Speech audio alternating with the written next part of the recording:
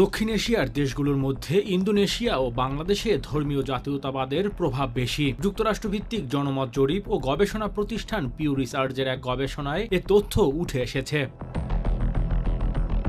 গবেষণায় বলা হয়েছে 2024 সালে জানুয়ারি থেকে মে মাস পর্যন্ত 36টি দেশে প্রায় 55,000 মানুষের ওপর জরিপ চালিয়েছে পিউ রিসার্চ। জরিপের অংশগ্রহণকারীদের ধর্ম আপনাদের জাতীয় পরিচয় অংশ কিনা, আপনাদের জাতীয় নেতার ধর্মবিশ্বাস আপনাদের কাছে কতটা গুরুত্বপূর্ণ, আপনারা দেশের আইনের ওপর আপনার দেশের প্রধান ধর্মের কতটা প্রভাব থাকা উচিত, এসব প্রশ্ন করা হয়েছিল।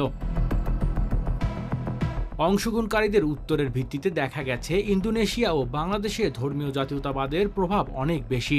ইন্দোনেশিয়ায় প্রতি 10 জনের মধ্যে 4 জনের ভেতরে ধর্মীয় জাতীয়তাবাদ দেখা গেছে, যা প্রায় 46%। অন্যদিকে বাংলাদেশে এটি 45%।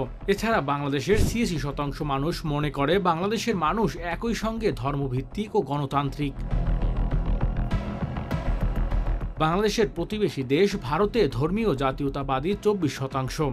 এছাড়া থাইল্যান্ডে 9% এবং শ্রীলঙ্কায় 7% বলে জানিয়েছে Pew research. Desk report, metro TV.